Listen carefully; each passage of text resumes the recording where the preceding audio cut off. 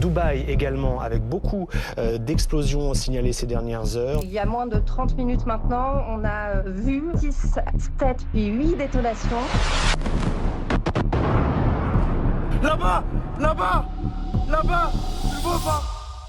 Et si le paradis fiscal préféré des entrepreneurs francophones devenait soudainement plus risqué qu'on ne l'imagine? Un missile intercepté, des débris qui tombent sur Dubaï, un hôtel en feu. En l'espace de quelques heures, l'image de stabilité absolue de Dubaï a vacillé. La question que personne ne voulait vraiment poser devient impossible à éviter. Dubaï est-il encore le paradis de paix que recherchent les entrepreneurs? Ou le risque d'un conflit international est-il en train de changer la donne pour de bon? Sur les réseaux, j'ai vu des choses assez révélatrices sur l'état d'esprit ambiant. On a vu des entrepreneurs poster des messages ironiques à 2 heures d'intervalle. Le premier message disait: je préfère me prendre un missile sur la tête plutôt que l'URSSAF. Et 2 heures plus tard, quand les drones ont réellement frappé, finalement l'URSSAF c'est peut-être pas si mal. Derrière l'ironie Twitter, le constat est grave. Parce que lorsqu'on s'expatrie, on ne choisit pas seulement une fiscalité à 0%.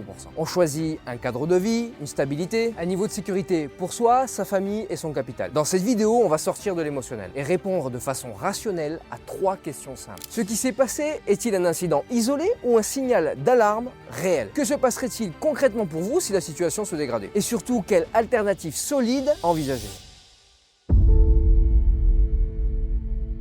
On pourrait dire, un missile intercepté, ça arrive. Les systèmes de défense ont globalement fonctionné. Tout va bien. Ça, c'est le discours de ceux qui ont besoin de se rassurer. Mais le vrai sujet, ce n'est pas l'incident. Le vrai sujet, c'est le contexte. Dubaï se situe dans une région où les tensions géopolitiques structurelles sont actives depuis des décennies. L'Iran est à quelques centaines de kilomètres. Leur région est le théâtre d'une escalade militaire impliquant plusieurs États majeurs. Les Émirats arabes unis ne sont pas une bulle hors du monde. Ils sont stratégiquement alignés avec les États-Unis. Ils coopèrent avec Israël et ils sont intégrés à l'équilibre politique et donc aux tensions du Golfe. Si ces tensions régionales s'intensifient, les répercussions ignoreront les frontières. Dubaï n'est pas en guerre, mais elle évolue dans la zone rouge du globe. Le risque n'est pas nul. Et c'est là que la question change. Si ce n'est pas un simple accident isolé, on parle alors d'une exposition structurelle au risque. Alors, pourquoi ce risque est-il si souvent balayé d'un revers de la main par les entrepreneurs qui s'y installent? Parce que Dubaï est analysé sous un prisme unique, la fiscalité. 0% d'impôts, un cadre dynamique, une administration simplifiée, et en fuyant la lourdeur de la France et de l'URSSAF, Dubaï semble être la solution évidente. Mais c'est une analyse de premier niveau. Sur les raisons, on vous présente Dubaï comme un standard. Plus il y a de profils qui vous ressemblent là-bas, plus ça vous rassure. Ajoutez à cela une image de luxe, d'hypersécurité apparente, de centres commerciaux immenses, et le cerveau associe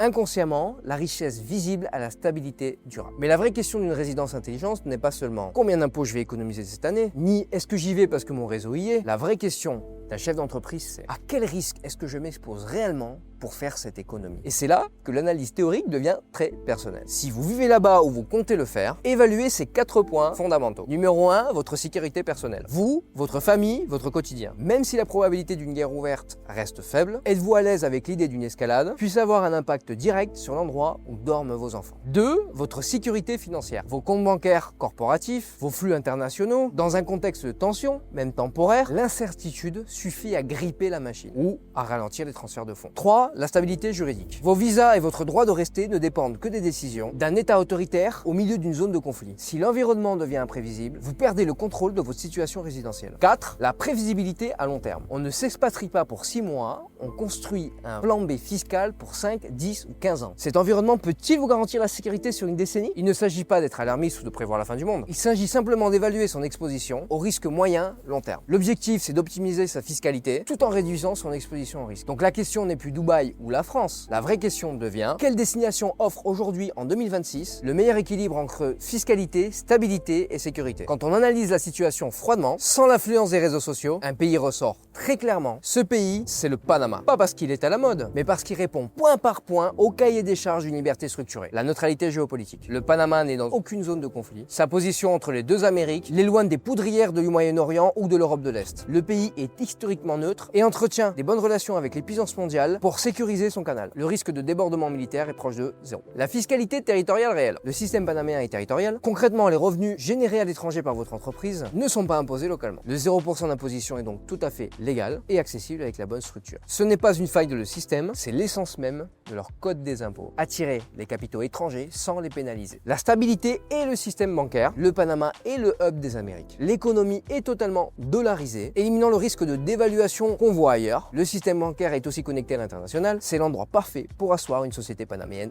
durable. La politique migratoire, le pays dispose de visas d'investissement ou de résidence très clairs, comme le visa pays ami ou le visa investisseur. Les règles sont écrites, documentées, et Panama City offre des infrastructures de niveau mondial, avec en prime une douceur de vivre tropicale. Donc conclusion, Dubaï est et restera une destination dynamique, je ne dis pas le contraire, mais le risque géopolitique n'est pas imaginaire. Et la preuve est tombée du ciel cette semaine. Quand on s'expatrie, on ne signe pas seulement pour un taux d'imposition à 0. On choisit un cadre de vie où on va entreprendre, dormir et protéger ce qu'on a mis des années à bâtir. Dans l'équation de votre réussite, s'il y a un risque structurel, même modéré, vous devez le prendre en compte. Le Panama n'est pas la seule alternative sur Terre, mais de par ma vérité terrain après plus de 12 ans sur place, c'est très rationnellement une des options les plus solides au monde à l'heure d'aujourd'hui, pour allier optimisation et sécurité absolue. Si vous avez lu entre les lignes et que vous comprenez qu'on ne construit pas sa liberté sur des fondations instables, c'est Conciergerie Panama, nous accompagnons les entrepreneurs sérieux à structurer cette transition. Si vous générez plus de 3 000 € par mois et que vous voulez comprendre comment mettre en place cette sérénité administrative, vous pouvez réserver un appel stratégique offert via le premier lien en description. On analysera votre projet sans langue de bois. C'était Paul-Antoine au Panama, prenez soin de vous, de vos proches et de vos entreprises. À très vite.